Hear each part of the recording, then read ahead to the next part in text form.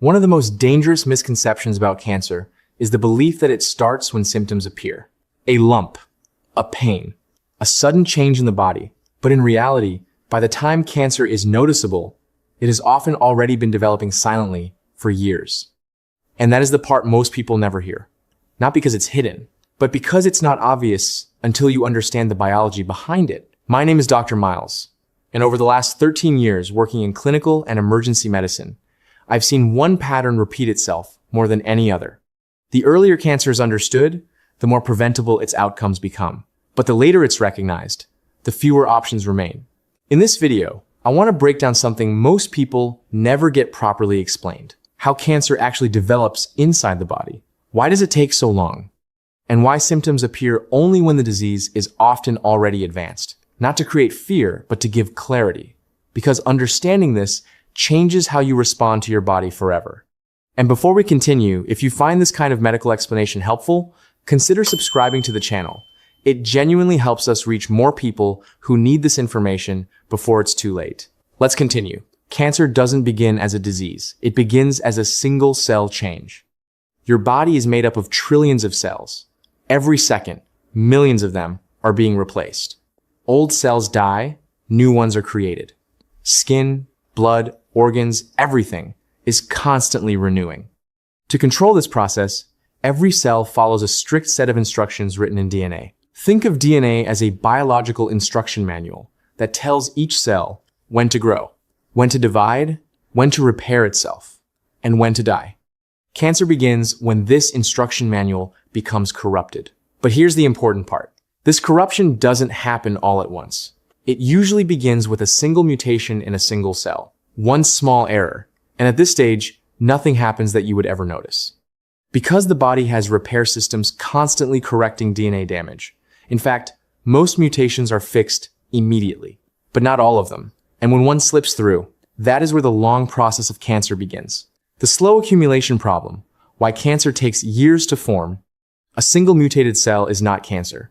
Even a few mutated cells are not cancerous. Cancer develops when multiple mutations accumulate over time in the same cell lineage. Each mutation gives the cell a small advantage. It divides slightly faster. It ignores certain stop signals. It avoids natural cell death. It becomes more resistant to repair systems. And here is what most people don't realize. This is not a sudden transformation. It is a slow, evolutionary process happening inside the body. A damaged cell divides into two. Those two divide into 4, then 8, then hundreds, then thousands. Over time, abnormal cells begin forming a cluster. This cluster is what we eventually call a tumor. But even at this stage, it can still be microscopic. No pain, no lump, no visible warning, just silent biological expansion. Some research in oncology suggests that for many solid tumors, this process can take 10 to 15 years from the first mutation to a detectable cancer. That means when someone is diagnosed, the process may have started when they felt completely healthy. Why the body doesn't alarm early cancer. One of the most confusing aspects of cancer is this. If it's dangerous, why doesn't the body warn us earlier? The answer is simple but unsettling. Early cancer doesn't usually disrupt function. Most organs can continue working normally even while a small tumor is forming inside them. The body is designed for redundancy and compensation. For example, the liver can lose a significant portion of function before symptoms appear. The kidneys can compensate even with reduced capacity. Slow-growing tumors can expand without affecting nearby structures.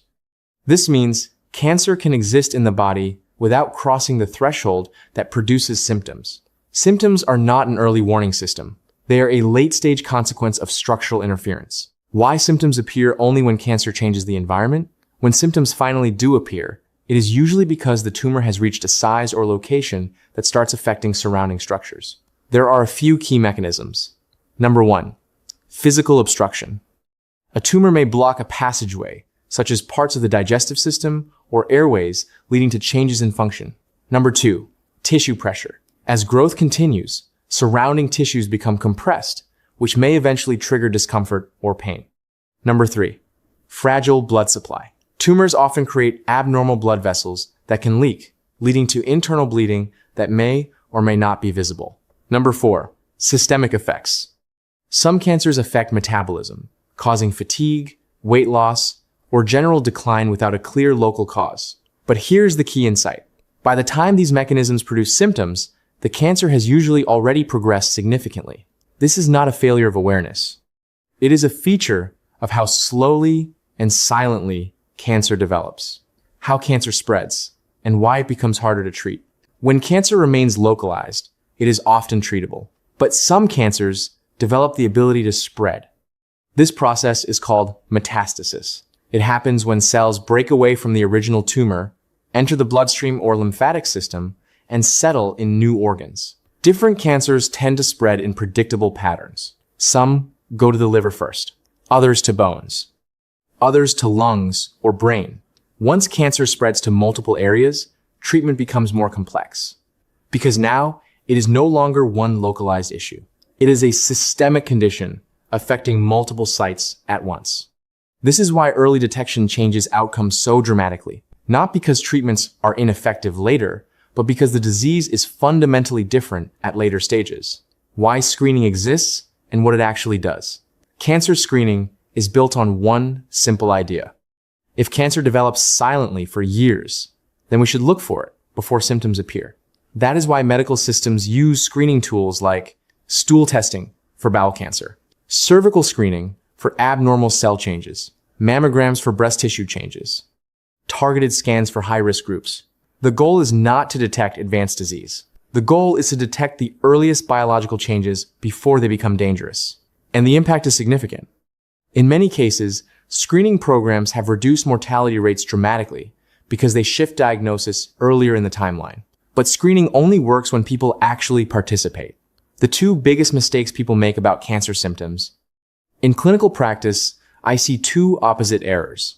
Number one, overreaction. Normal, temporary symptoms cause fear and anxiety, leading people to assume the worst immediately. Most short-lived symptoms are not cancer. Cancer does not typically behave in sudden, fluctuating ways over days. Number two, delay. Persistent symptoms are ignored or rationalized as stress, aging, or lifestyle. This is far more dangerous because cancer, when it does produce symptoms, produces persistent change, not temporary discomfort. The safest approach is not panic or avoidance. It is awareness with action. If something is new, persistent, and unexplained, it deserves medical evaluation. Not because it is likely to be cancer, but because it should not be ignored. The key truth most people never hear: cancer is not a sudden event. It is a long biological process that evolves quietly over time. By the time it becomes visible, it has usually already been present for years. That is the uncomfortable truth. But it is also the empowering one. Because it means outcomes are not just determined at the point of diagnosis. They are influenced by awareness, timing, and response. Understanding this doesn't create fear. It creates perspective. And perspective changes decisions. If there is one idea to take from everything we've discussed, it is this. Cancer doesn't begin when symptoms appear. It begins long before that, silently, gradually, and often without warning. And that is why awareness matters. Not to live in fear of your body, but to understand it well enough to respond appropriately when something changes. Because in medicine, timing often matters more than intensity, and small decisions made early can have a far greater impact than complex treatments later. Thank you for watching until the end. If you found this helpful, consider subscribing to the channel. It helps support the growth of this work and allows more people to access clear, evidence-based explanations like this. I'll see you in the next video.